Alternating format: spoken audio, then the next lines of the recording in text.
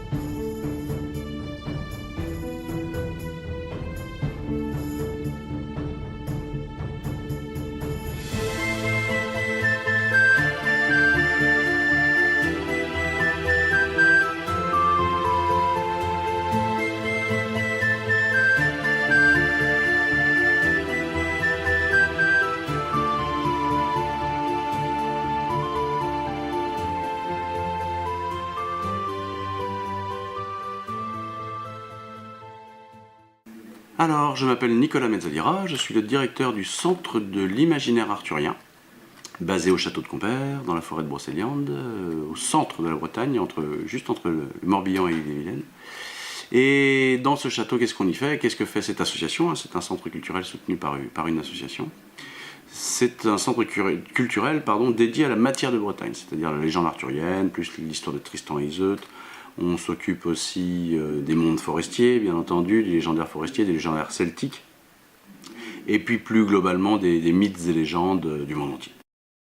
Ce n'est pas un hasard si le château de Compère est devenu le centre de l'imaginaire arthurien. C'est parce que ce lieu est au cœur même de la légende. En effet, le conte de la Dame du Lac, qui se fable en forêt de Brocéliande, n'a nul autre point de départ que le château lui-même. On raconte que Viviane a grandi dans ce château. Les fées lui avaient donné le don de la beauté, de la connaissance et de l'amour. Mais en contrepartie, elle n'avait pas le droit de quitter la forêt. Un jour, elle rencontra Merlin, et les deux personnages tombèrent follement amoureux l'un de l'autre. Mais Merlin, très occupé à la cour de Camelot, ne pouvait venir voir Viviane que très rarement. Alors celle-ci, en gage d'amour, lui demanda de lui construire un palais. Car elle avait grandi et vécu toute sa vie dans le château de son père qui était froid et triste, et elle voulait un endroit, rien qu'à elle, où elle pourrait contempler la beauté de la forêt. Alors Merlin travailla toute la nuit en lançant des sorts, des enchantements, des sortilèges et récitant des incantations. Et au petit matin, un magnifique palais de cristal était apparu. Viviane était folle de joie, un magnifique palais de cristal rien que pour elle, où elle pourrait profiter de la beauté de la forêt. Merlin lui fit visiter ce palais et repartit à Camelot. Quelque temps s'écoulèrent avant que Merlin revienne voir Viviane. Il s'attendait à retrouver une jeune femme heureuse, mais tout au contraire, Viviane était triste. Alors Merlin lui demanda « Mais pourquoi es-tu si triste, Viviane? Je t'ai construit un magnifique palais. »« Oui, Merlin, effectivement, ton palais est magnifique, il est splendide. Grâce à ce palais de cristal, je peux contempler la nature. Mais malheureusement, les paysans, les voyageurs, les chevaliers, tout le monde peut me voir à travers ces murs de cristal. » Alors Merlin dit à Viviane « Retourne une dernière fois dormir dans le château de ton père et rejoins-moi demain matin. » Et encore une fois, toute la nuit, Merlin lança des sorts, des sortilèges et récita des enchantements. Et au lever du jour, Viviane découvrit à la place du palais de cristal un magnifique lac. Alors Viviane dit à Merlin « Mais Merlin, qu'as-tu fait? Où est le palais ?» Merlin lui répondit qu'il avait caché le palais sous le lac. Et ainsi, dorénavant, plus personne ne pourrait voir ni le palais ni Viviane à l'intérieur. Alors Merlin fendit les eaux du lac et accompagna Viviane jusqu'à son palais de cristal à l'abri des regards sous les eaux du lac. Et c'est ainsi que Viviane devint la Dame du Lac. C'est une association qui a été fondée il y a maintenant presque 30 ans par Claudine et Hervé Glo et qui ont su regrouper autour d'eux des artistes, des universitaires, des passionnés. Et c'est important parce que c'est un peu notre ADN, j'allais dire. L'idée, c'est effectivement de marcher un peu sur deux jambes. La première est une jambe un peu docte, savante, c'est-à-dire qu'on fait l'œuvre de médiation. Donc on essaie de ne pas dire de bêtises, ou de les dire au conditionnel au moins.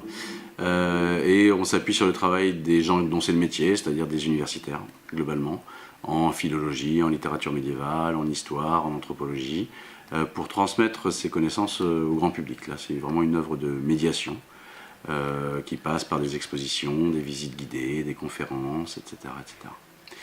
Et la deuxième œuvre, la deuxième jambe sur laquelle on marche, c'est une jambe artistique, clairement. Donc l'une pour comprendre, la deuxième pour continuer à enchanter, à réenchanter le monde.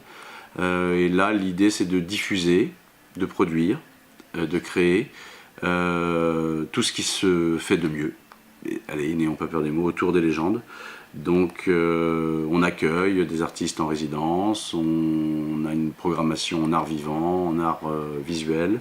Alors ça va des illustrateurs, dessinateurs, peintres, sculpteurs, cinéastes, conteurs, musiciens, auteurs, bref, tout ce qui se crée, se peint, s'écrit, se dit autour des légendes a vocation à être au château de Compère.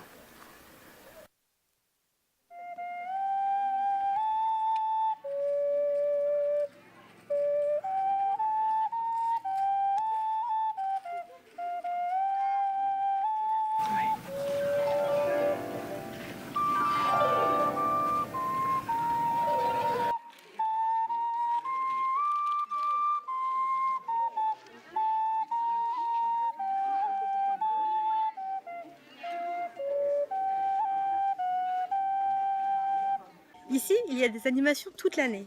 Spectacles, contes, expositions, soirées médiévales, marchés médiévaux, enfin bref, tout ce qui tourne autour de la légende arthurienne. Là, devant lui, il voit un corrigan. Il est grand comme ça, il a de grandes touffes de poils qui lui sortent des oreilles, il a les mains sur les hanches, il regarde Jean droit dans les yeux, il lui dit « Qu'est-ce que tu fais ?» Alors Graal en français, souvent on pense que Graal c'est une coupe qui a recueilli le sang du Christ, qui a été portée par Joseph d'Arimathie et qui a été trouvée par Indiana Jones. C'est pas tout à fait comme ça que ça s'est passé.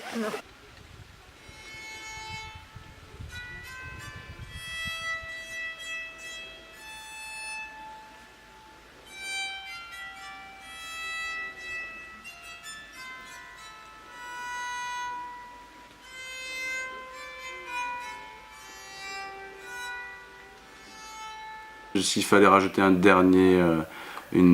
dernière mission du centre, c'est d'encourager justement la création contemporaine autour de ces thèmes-là, pour perpétuer la légende vivante, quoi. Merci. De rien, avec plaisir. Et un dernier petit mot. En Bretagne, il fait beau.